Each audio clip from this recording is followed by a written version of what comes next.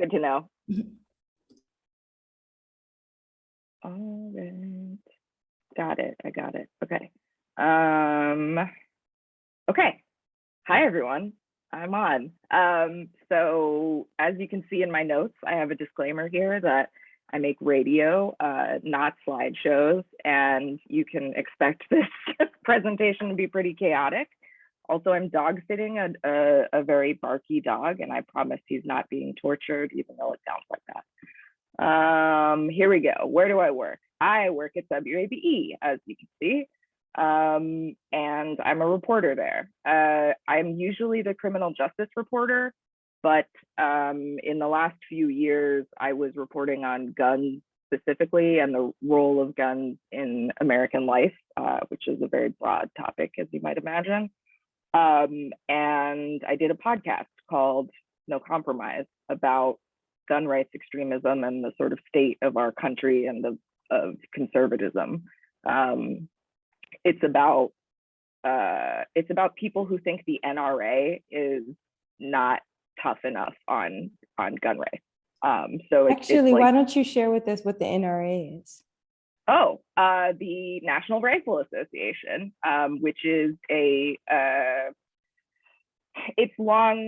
it's been around for a long time and been many different things, but these days it spends a lot of time lobbying states and lawmakers to not have gun laws or to loosen them as much as possible. But anyway, these are people who, the folks that I have reported on are actually further to the right politically than even those folks. And they see a world, and this is actually passing right now, probably in Georgia, just so we all know, that soon there might not be any permit or license required to carry a gun at all in the state of Georgia. So, okay, moving on. That's what I do. And I'm currently working on like a follow-up to that. So, no. Okay, I think I'm a little turned around. Okay, so just so everyone knows, like if you've heard of NPR, that's National Public Radio.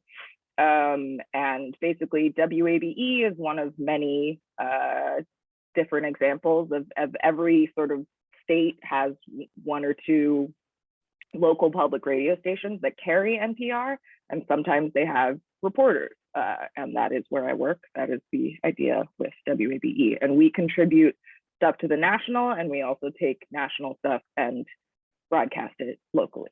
So that's how it works. My background and education. I to art school for a second, and then I got very scared of that and transferred over to writing because I was capable of doing it.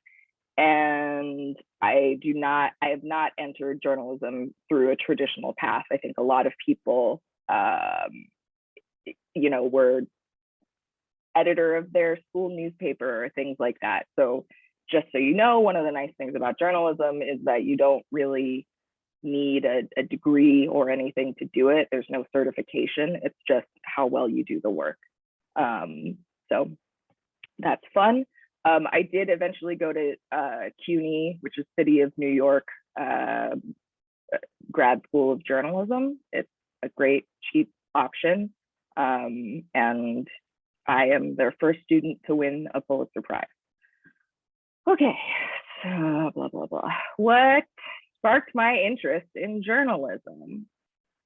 This is a little bit embarrassing because I don't necessarily like This American Life that much anymore. I kind of can't listen to it, but it is the true thing that brought me to this. And I loved hearing stories. This American Life is some of you may know it. It's a long time NPR and WBEZ show from Chicago that tells really like heartfelt, meaningful stories about all kinds of things. Sometimes they're funny, sometimes they're investigative, whatever.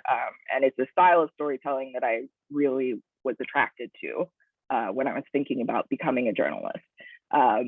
The truth is that a lot of journalism is not like This American Life. And if you go into it hoping for that, you're going to have to work pretty hard to like get into that universe. Studs Terkel, pictured to the right here, is also a famous oral historian who toured, the United States, asking really simple questions of regular people, like, what do you do for work? And he was just a real collector of people's voices in a way that I thought was amazing. Yep. Okay. That's what sparked. Okay. And then, so I went to grad school, and then there was an internship that we were able to do in another country if we were international, like for my major there, basically. And I went to Egypt, Cairo, in the same year that there was a revolution there, 2011. So just a few months after the people of Egypt had toppled a dictator who had been there for generations. And it was interesting putting this together, because I was thinking, do y'all even necessarily remember the Arab Spring? Because it was 10 years ago. It was a very big protest movement across a lot of the world, but primarily started in the Middle East and Tunisia. And honestly, and a lot of it was sparked by exactly the same kind of thing that we see in the US all the time, which is police brutality. So it is a problem worldwide, and it really can shift entire countries and societies in one direction or the other, and it's not always a good thing. So yeah, here you see a picture of what Egypt, the sort of center of Cairo, looked like at the time of the protest. It was really the entire country, like so many people came out and toppled the dictator. Started in Tunisia, I've already said that. Okay, moving on. What did I learn there? I learned that revolutions are really, really difficult to sustain and keep control over. I think there were many, many people who participated in protesting and trying to advocate for more rights and less violence in the country, who, are not happy with the situation today. So up here to the top left, we have Hosni Mubarak, who was the president who was deposed. Then you have an interim guy who comes in he was from the Muslim Brotherhood, and he briefly was president, and then there was a military coup. Up in the top right corner, we have a man named General El-Sisi, and Donald Trump has said that he's his favorite dictator. So that is the world of Egypt. It was amazing to watch the progression of a lot of people having hope about changing their country and then still ending up in a military dictatorship. I have Are a you lot smiling of. because I'm taking too long? No, I'm sorry, because we have a president of the United States who said they have a favorite dictator. Oh my God. To But be anyway, honest, it's silly because I'm sure he has more than one. I mean, he loves yeah, Bolsonaro and bunch of other people. yeah. So yeah. sorry, I didn't mean to distract you, but Oh no, not at all. Okay, so that's it. What else did I learn in Egypt? I learned that local journalists are, in almost every place, the hardest working, smartest, kindest people, who are at tremendous risk in many, many countries. And it's funny because I've definitely talked with like people who work at CNN or whatever, covering disasters. Not that that is not very, very difficult, but folks tend to valorize journalism in a lot of ways and like think it's a really noble thing. And I think there are some cases in which that is warranted, and that is a lot of local journalists all over the world. And people in Ukraine right now who are trying to keep journalism going in both Ukraine and Russia are incredibly brave and probably facing some very serious threats right now. So that's what I learned. Also, of massive social unrest, whoever is the most organized will take power. And usually that's religious folks or the military. So that sucks. I am being so depressing. Okay, but I also, these are all pictures I took. This is the, you know, burnt out hull of a party building. The revolution was really intense there. Anyway, so then I came back and tried to find a job, and I landed at a tabloid because it was the only job I could find, the New York Post.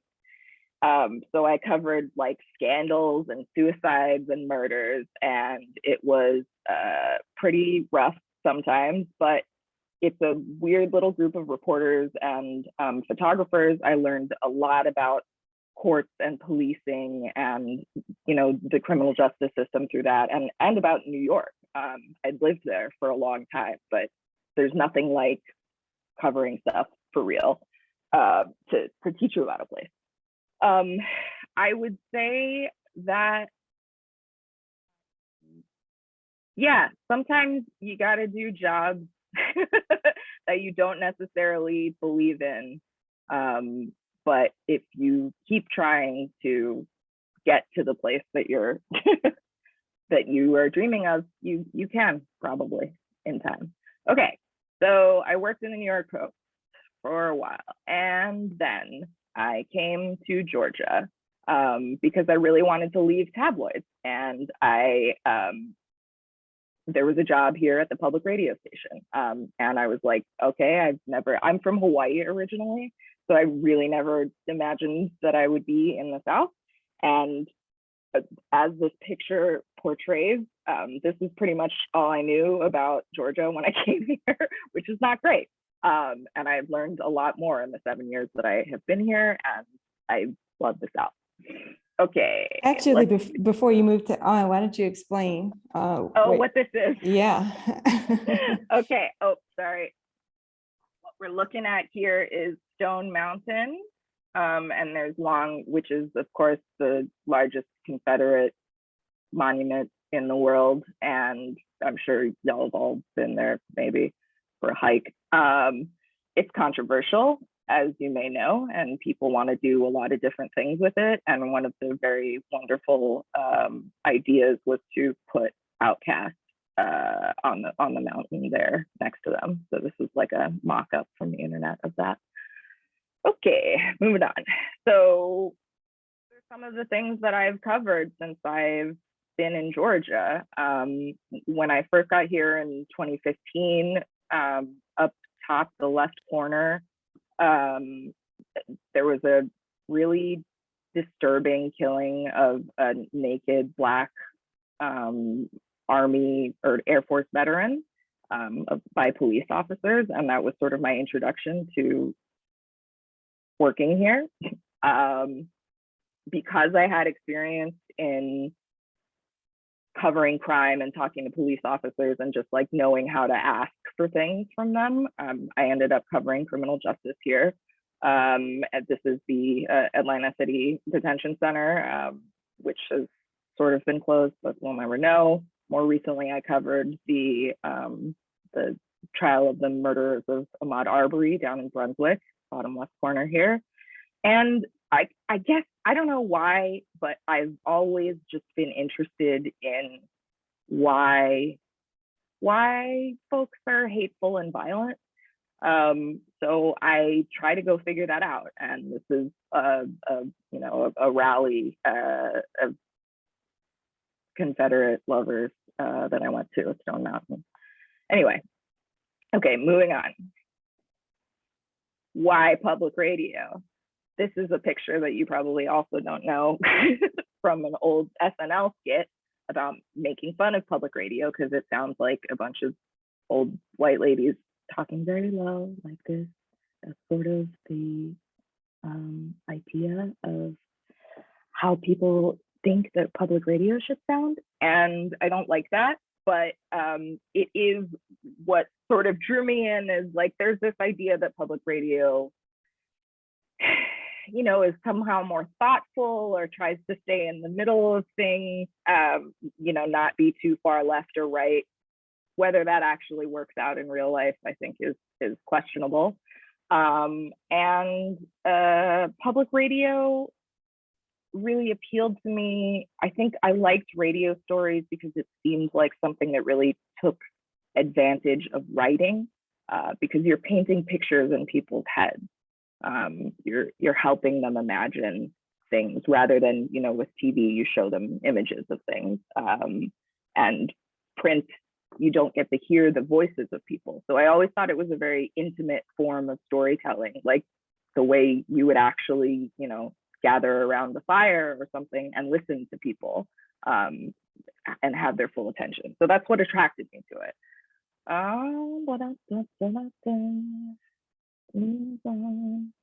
Yes, these are examples of other types of journalism that I was not as attracted to. Okay. How did I discuss? Oh, no, here we go. Sorry. I don't remember. This is an actual thing I have to talk about. Okay, the difference between print and broadcast reporting, they're pretty huge. Print, you can write long, complicated sentences and people can reread it if they didn't get it the first time. In radio and TV, you have one chance to get the information across to people, unless they want to go back in the video, but nobody ever does that. So you have to hold people's attention for the time that you're talking, and you have to use short, incredibly like short, clear sentences. And it's often very, very complicated to, I mean, we take big issues like war, violence, racism, all these kinds of things that people spend a lifetime, you know, writing dissertations about, and we have about 30 seconds sometimes to explain something. So it's pretty, it's challenging in that way. But I also think it really focuses your writing, and you learn how to communicate very complex things very simply to people. It's an active translation is what I always tell myself. And it's necessary, because not everyone is going to read every academic paper or, you know, study, et cetera, et cetera. That doesn't mean it always works well. Anyway, those are the differences that I would say. Okay, so how did I get into gun rights activism? Well, I just always been attracted to weird, dark things. And a friend of mine long ago started making night vision equipment. He's a former Marine. And I was like a broke college kid. And he was like, why don't you come out and help me at this like gun show? I'll pay you to like run the booth, you know, it'll be fun. And I was like, hell yeah, that sounds so weird. I'm absolutely there. So I started taking these weird jobs on the side of going out to gun shows and just like, you know, observing and seeing the culture in places like that. And you start sort of noticing little differences or things that are always the same, or the way people talk, or bumper stickers or t-shirts or things like that. Anyway, was just doing that on the side. But I also knew, I guess, in my heart that gun violence is a thing that is going to continue plaguing this country for, you know, I don't know when the end of it will be, because we have a very, very symbolic culture here in the United States of like being attached to weapons and violence. And of course, a lot of that is rooted in white supremacy, but we won't get into that. Okay, so yeah, I thought it would always probably be quite important to work on things like this. And I'm correct, you know, there are moments in various years where gun violence becomes incredibly relevant to all of our lives.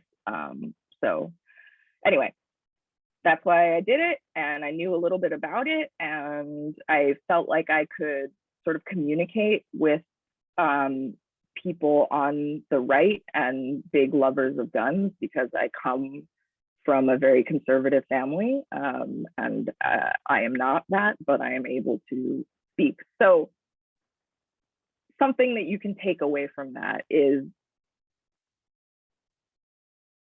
try to find your special talent and ability and, you know, what you know about, and focus on that, because you will be stronger than other candidates doing the same thing, I guess. Okay. Yeah, this is some examples of the weird culture of the gun world. Like, you know, they really cutesify a lot of gun stuff. And this is what I thought was a baby stroller full of guns, but it's actually just like a special cart they have at various competitions. Anyway, weird times, weird times. Okay, so I was doing criminal justice, and then the opportunity to start working on a fellowship about guns specifically came up, and I took it because I was super interested and already was covering this stuff in Georgia. And basically I was given 2 years along with 10 other reporters across the country to work on this, on just reporting on guns. And during that period, I started to notice that there was a rift in the gun world in Georgia and across the country. And there are people who just want to weaken gun laws like the NRA, like, you know, have things like stand your ground, et cetera, laws that allow you to shoot people instead of, you know, leaving. Actually, Lisa, so like, I feel like the first time that the country really thought about stand your ground, like as a nation versus just like Martin. Yeah, it was Trayvon Martin. However, that was 10 years ago. So maybe you want to back up and share what stand your ground is. Sure. Yeah, absolutely. Yeah. I mean, I would say that I think this is accurate. Trayvon Martin was a young teenage Black boy who was like visiting his family in I think a gated community or something in Florida.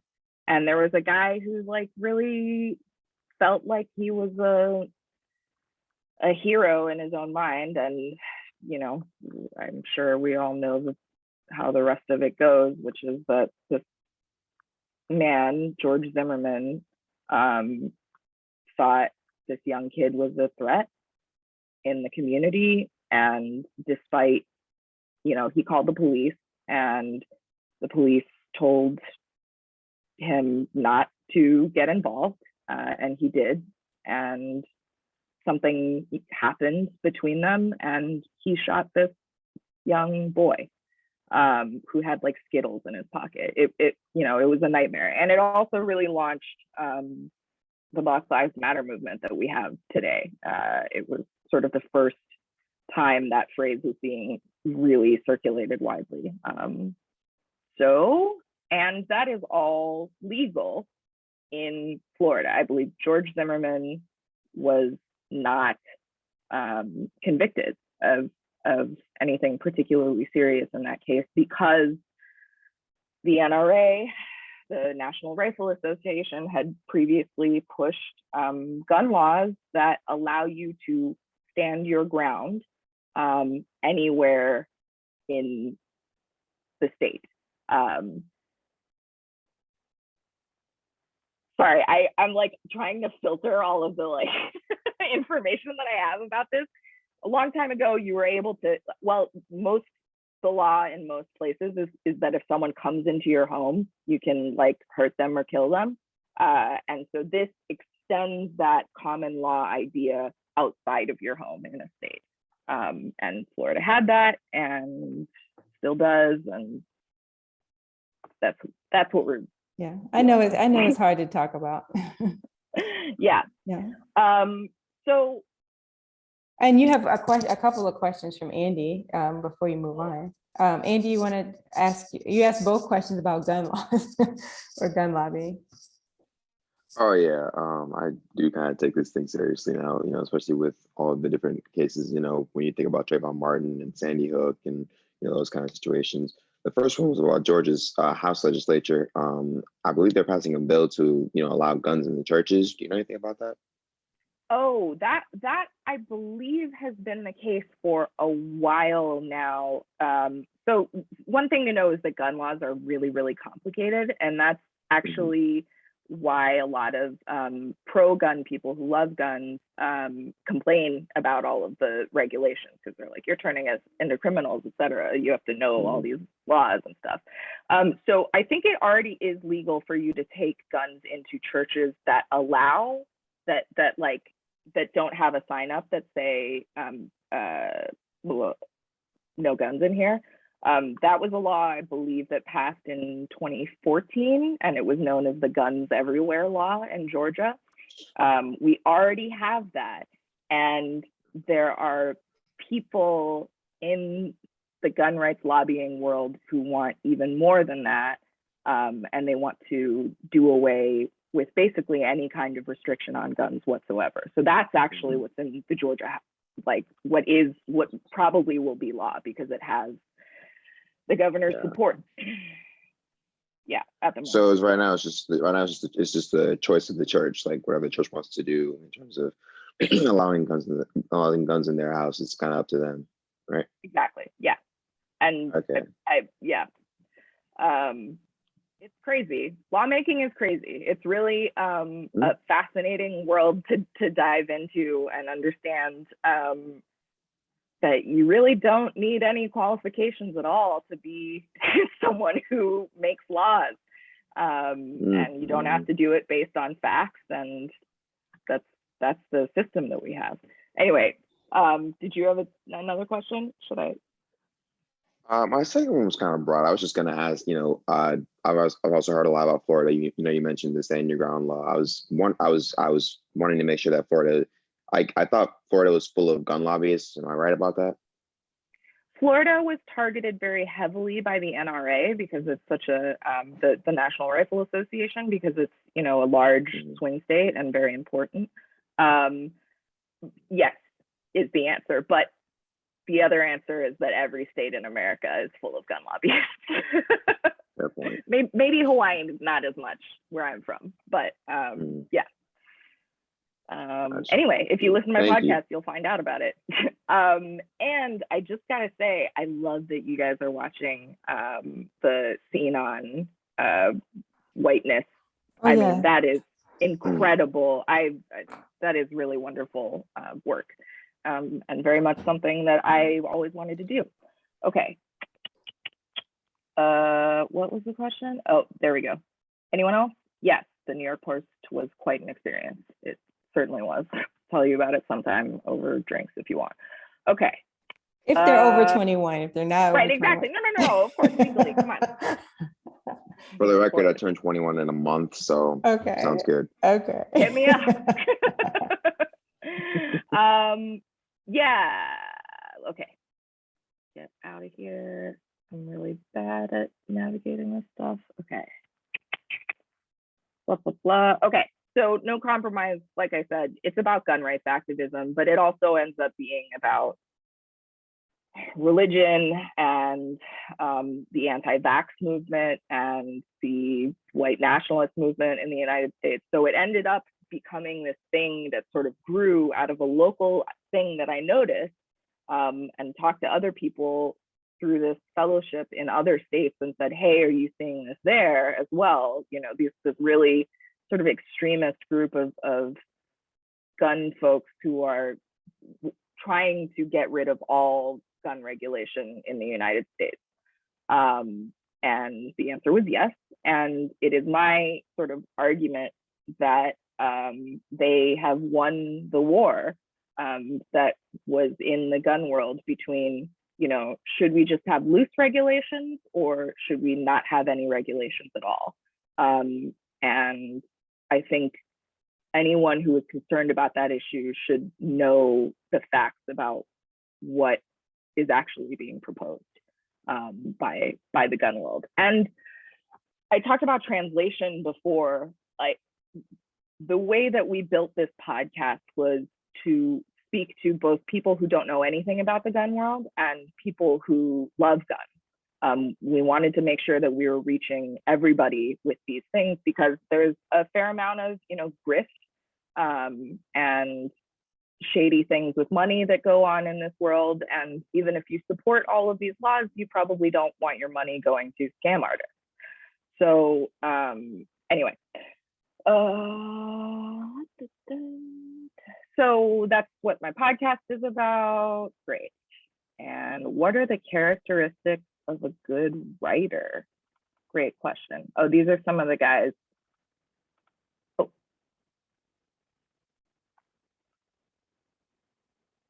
These are some of the guys that we focus on in the reporting. And they are guys that get on the internet and rile people up about their gun rights being taken away, about, very thinly veiled racism, about all kinds of things. And this is what we did. Okay. It's interesting because these gentlemen, they have common physical traits, but they also look very different. So you see a guy with a tie and button down, then you see a guy never apologize. I could see him being yeah.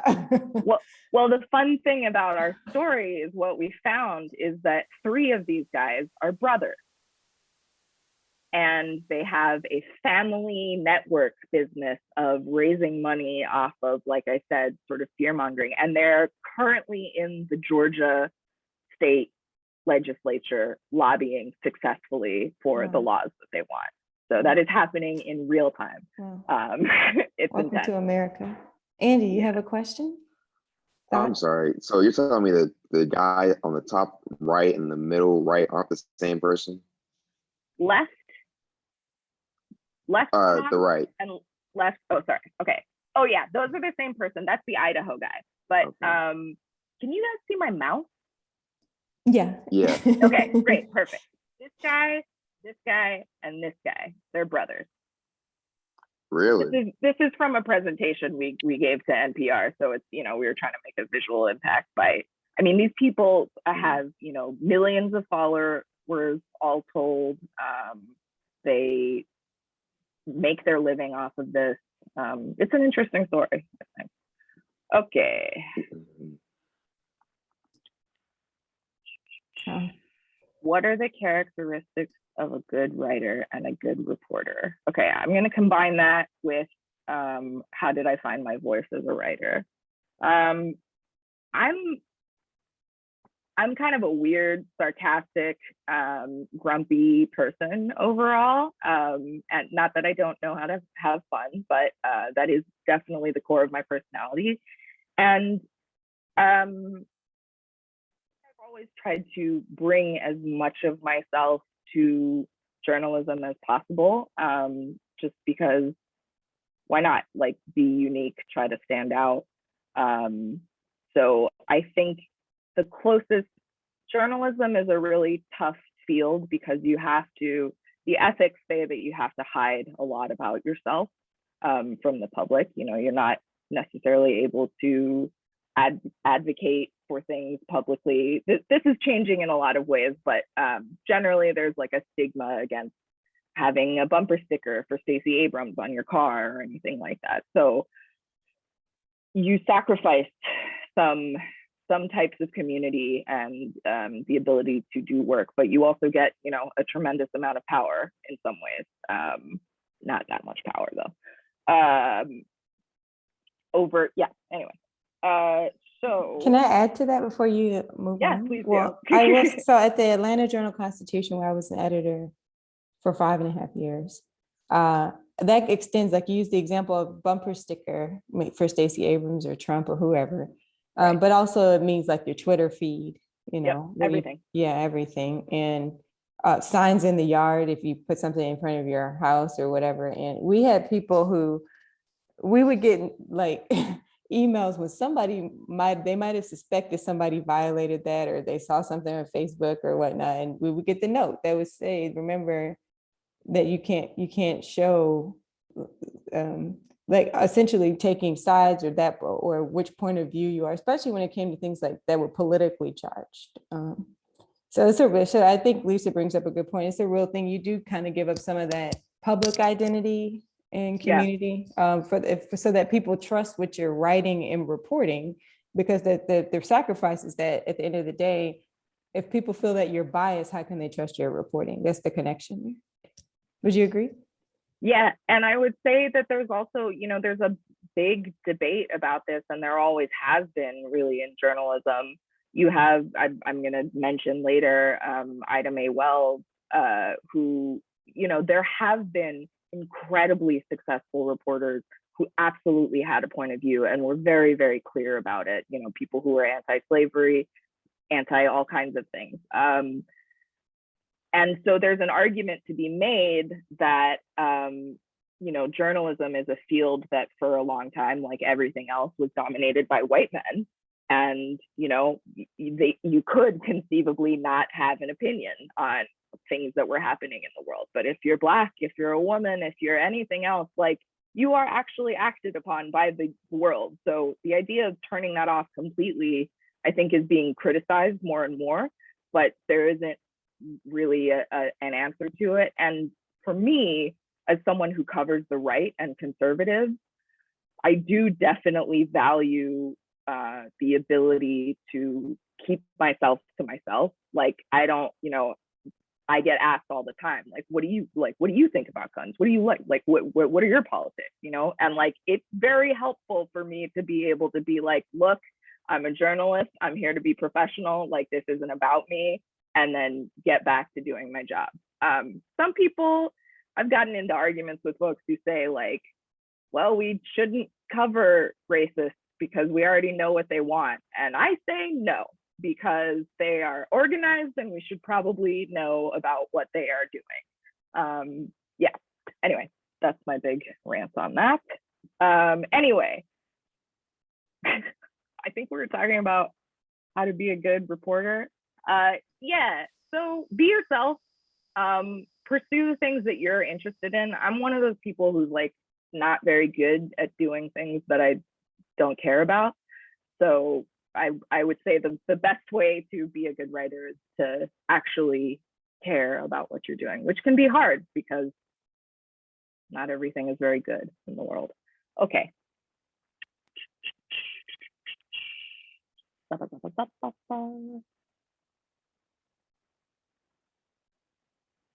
I also think one very important characteristic of a good reporter is someone who is interested in telling new stories. There is a lot of work that happens in the journalism world that is necessary, covering sort of regular parts of elections or how laws are made, et cetera, et cetera. But there's also another type of journalism that I love, which is like stuff that no one's heard of before, really. Like, try to tell a new story. That, I think, is the thing that will drive the most success in journalism, is to really surprise people about something they knew nothing about. Which is hard because a lot of things have been written about. Okay. How do I know a good story when I see it? This story that we ended up doing our podcast on, we knew it was good because, it was an interesting field of character, and you had a cohesive family unit that we wanted to find out about, like, what was it like to be in this family? So you want to take relatable small things and explain why they matter to everyone else and how they're being impacted by it.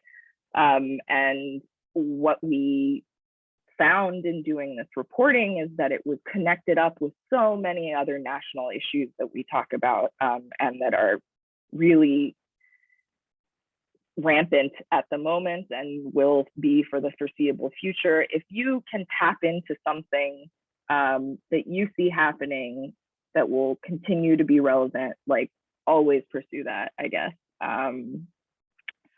Yeah, part of the success of our podcast is that we did a lot of reporting about how poised for violence and overtaking government a lot of this movement has been. And we did that before January 6th happened. So everyone was like, oh my God, it's like you predicted the future. And it's like, no, we were just doing reporting on what was happening in the world. And the inevitable outcome was exactly what we were saying. So, you know, try to get to things before everyone else notices them as a good, you know, that's the way to do great original reporting. Yeah, good characters make a good story.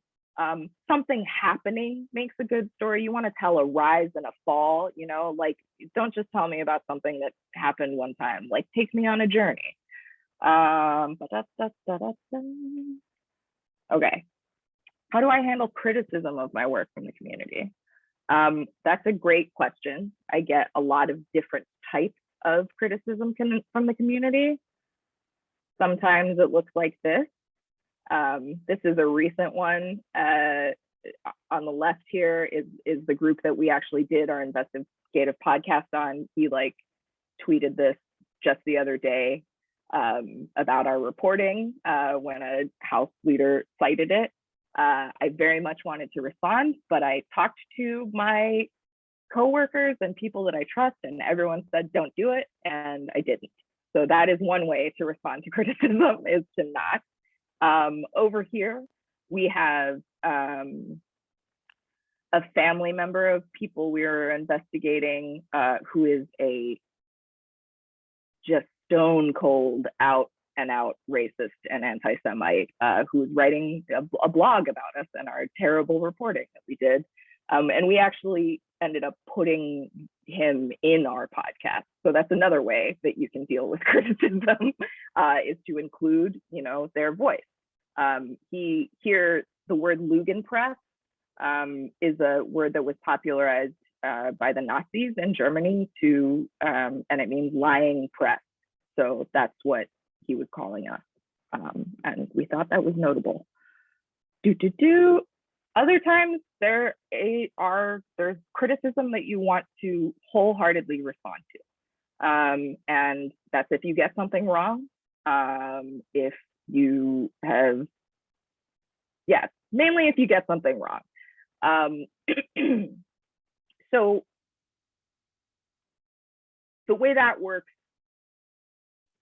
I think I have a slide about this later, is that if you make a mistake, if you get something wrong, if you spell someone's name wrong, if you like really screw up and sort of mess up the whole story or something like that, what happens is that you tell your editor, and it becomes sort of a bit of their responsibility to think about how we're going to fix it. And usually that appears in the form of a correction prominently placed, saying, you know, we made a mistake in this story, we've changed it for this and this reason, etc. Then there are other types of criticism that come in, and this is an example here, which is that I was once on on national radio talking about assault rifles, and someone felt like I had not fully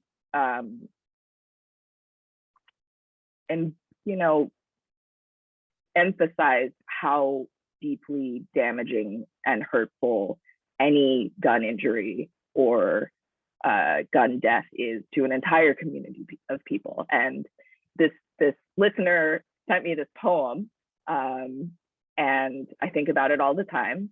And the truth is that sometimes, especially when you're on the radio, you don't have a lot of time to talk about everything that you would like to and show your full humanity and understanding of the situation. So news is hard in that way. It's very, very limited.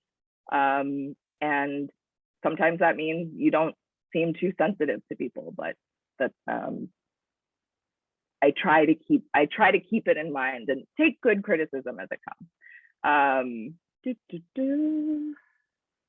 Okay. Tools or organizations. So these are tools.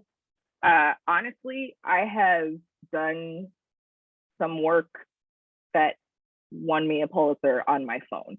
It's the only thing you really, really need in a pinch. I used to, when I was younger, take my reporting kit, my like whole, you know, microphone and headpiece and whatever, like anywhere I went, just in case, oh, maybe there's going to be an earthquake or something and I'll have to report on it. Like, so stupid. All you need is your phone. Like, you can just turn on the voice recorder or the video, keep your phone charged at all times. This is a battery pack. And yeah, those are the really most important things, honestly, that we have at this moment. These are some apps that I have found pretty helpful. Tape a Call lets you tape a call. Crazy, right? You have to pay for it. Camcard is something I discovered long ago, but it is, you know, as a journalist, you get so many business cards and like contacts and things, and you're like, how am I, what is it? They just sit in a pile in your office and you're like, what am I going to do with these? This allows you to scan them into a database that is available to you always. And it's pretty cool. Okay, that's what I thought. Oh, regarding tape a call, hopefully you all know there are laws about taping people without their knowledge in certain states. So make sure you know your local laws. And that's also why I have this ridiculous picture of George Washington, because something that's very important to know as a journalist is what your rights are. And because there are very often police officers who are trying to, you know, push you or say, you know, you can't be here, et cetera, et cetera. And it is fun to be able to say, absolutely not, I know the law, you can't push me around. So definitely know that stuff. Make friends with lawyers. They will help you navigate this world also if you ever get into trouble. And I also, just for what it's worth, do not think George Washington is a great guy. I want to second that. I do not think George Washington is a good guy. This is like an artist that we actually worked with for our podcast. He did the art, this like eagle thing for us, and he does like really ridiculous pictures about how we in the United States like turn the founding fathers and presidents into gods that are, you know, like just masters of violence and wisdom, etc. He's a very fun guy. Yeah, he has pictures of like Nixon wrestling bears and stuff. Okay, other organizations for you to know. There are lots of great organizations for Black folks and people of color, and you will want that community if you are ever in journalism. Racism and, you know, systemic hardship is part of every institution in our country. And you want to be around people who understand that and who are fighting it. So NABJ, National Association of Black Journalists, is one good example. There's Asian American journalists, pretty much any group you can think of. That's great. Internationally, the Committee to Protect Journalists is a pretty good organization and sort of tries to, again, focus on sort of all of the places in the world where journalists are imprisoned or killed for the work that they do. And they try to focus attention on that and advocate for people doing that work because it's incredibly important. Okay, these two are sort of audio specific. Third Coast is like a funky, fun audio festival, and it's a good organization to know of. Transom is a website that gives lots of tips for like amateur people trying to get into radio or audio work. Also, I think I meant to put AIR on there, which is the audio something, airmedia.org is important also, whatever, sorry. Okay, making mistakes. It happens to everyone. I mean, every radio reporter in particular has definitely had the experience of doing an entire interview and they didn't press record in the beginning. Like it'll happen. yeah. Like I said, there's a mechanics for it. Just don't beat yourself up. Your career is long. Hopefully you'll do enough good work and not make the same mistake twice.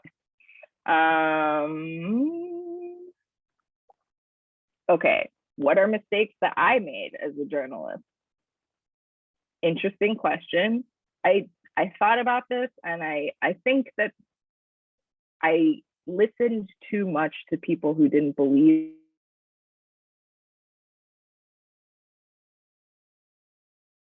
And I guess the mistake I made was not believing in myself. And that is something that I recommend you all do. Can you tell us? Actually, Okay. just to speak on that a little bit, I think Yeah. that I think everybody, when they're like when you were saying earlier about finding your voice, or you're trying to figure out your point of view and how you want to, what you want to bring to the table from being yourself. There's always, I feel like people have a radar, like they sense when you're in that phase and they challenge it. And Absolutely. yeah, and it can be hard when you feel like you don't have like foundation of experience and this and that. But I just want to double down on what you said about the being yourself. And it's not about not making mistakes, as far as you will make mistakes, but it's trusting the fact that you have a point of view to offer that's valuable to whatever news organization you work for, and know that going, I don't care how old you are or where you come from, like know that you're there because you should be there. You have something to offer, a point of view that's important, and that represents a community. So yeah, thanks for And it saying may that. take you some time to find your way to that place. Unfortunately, we don't all just get our dream jobs right away. And even dream jobs, become regular jobs very quickly. Okay, what else? Closing thoughts. See, this is believe in yourself. I would say that journalism is a flawed system. Always know that like journalists make mistakes. But I think there is, a part of American culture these days, and always really, who say like we shouldn't listen to journalists at all. They don't know anything. And I don't think it's like that much of an extreme. I think you should think critically about the news and how it's made and who's telling it, for sure. There are places where journalists are not allowed to operate as freely as in the United States, and it is an incredible privilege that we have the media infrastructure that we have. It isn't always great, but I will tell you from people, in military dictatorship countries that they wish they had, the ability to discuss politics the way we do in the United States. And there really isn't a zone for that in a lot of places, or it's really cracked down on. So journalism, not perfect, but it's necessary. I think also at a time like now, where we have the internet and access to all kinds of information, and people don't feel like they need any kind of expertise to understand really, really complex things. And they're not held accountable because they're not journalists for the things that they say. Being a journalist means that everything you say has to be triple checked, like what you're talking about. And the problem with getting rid of journalism is getting rid of that sort of like framework for, if you screw that up too many times, or if it's clear that you're lying, you're not supposed to be a journalist anymore. You get kicked out. Anyway, believe in yourself. I've always been kind of bad at school and weird and like, weird. And I never thought I would win a Pulitzer-Prize or do anything of value in this world. But I worked very, very hard on something that I believed in. And if you can find that thing, you'll be golden. And all the other stupid jobs and work that you've had to do, you know, you can think of as a paycheck until you find that thing. Only listen to the people who believe in you. Okay. What else? Yeah, these are some people I admire. They're weird reporters. And my radio professor was a mentor who helped me very, very much and still does. Find people in your life who are excited about your ideas and want to help connect you to the opportunities in the world. Yeah. Yep. And value them and thank them. Access. Who are the last two you have? So you have John Ronson and I can't see the last top. Hunter S. Thompson. Yeah. Hunter S. Thompson, I don't know if you've ever seen Fear and Loathing in Las Vegas. My interest in journalism was always to be kind of like punk rock about it, like screw establishment, fight the power, you know, be weird, talk about all of the like real nasty truths of the world. And Hunter S. Thompson is kind of a person who embodied that. He did a lot of drugs, but he's an interesting person. You should watch Fear and Loathing if you haven't, for sure.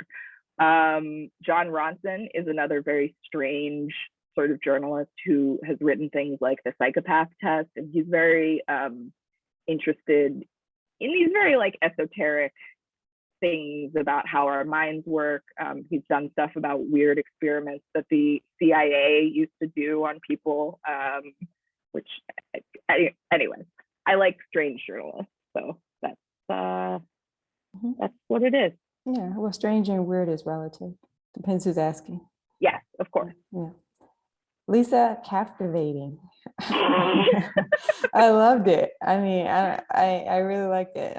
Did you have other slides or no? No, that's Okay. it. I'm Yeah, done. it was great. I mean, I've always admired, I don't know about you all, but I've always admired people who are willing to take on topics that maybe society just won't go there. You know, like this as a whole, we're not sure how we should talk about it. We try to figure out how to stay in the middle. And I've always admired writers and reporters who are willing to either report on the not in the middle or just give voice. So yeah, this is really interesting. And I think it's really cool you won a Pulitzer.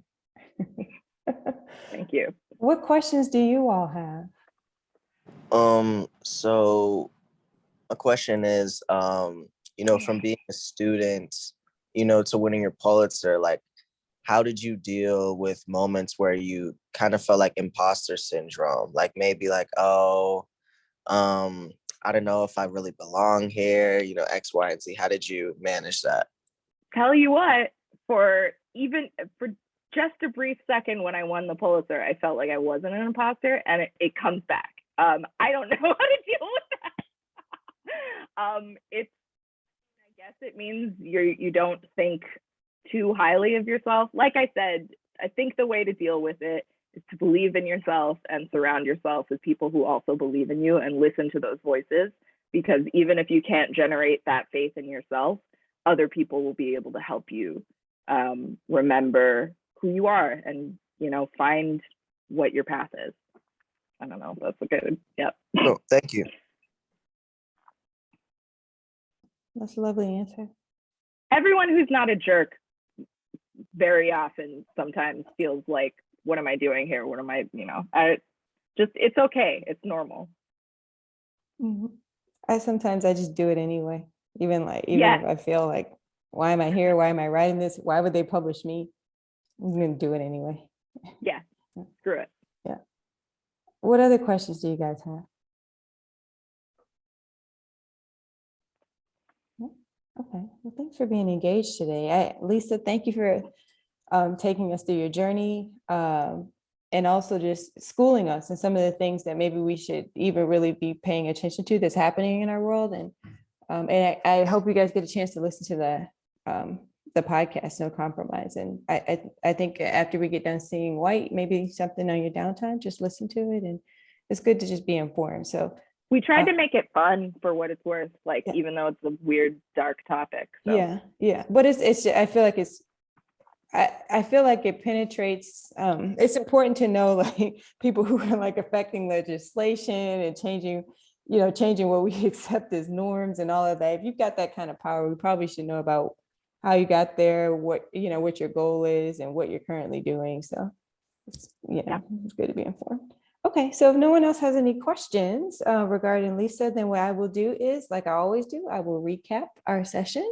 Thank you so much, Lisa, for your time. I will send this recording out. I also will look for your other assignments, any notes you need to send me, and then I will feel good and have good solace in the fact that you will rest during your spring break. That is my hope for you all. And thank you very much. I'll see you after spring break. Thank you. Good luck, y'all. Thank you. Feel Thank free you. to reach out to me Thank in you. any way. I will always try to help people. Thank you, Goodbye. Lisa. Good day. Thank you. Bye-bye. Thank you. Lisa, I may or may not see you at the studio. Cool. All right. All right. See You guys ya. have a good one. Bye.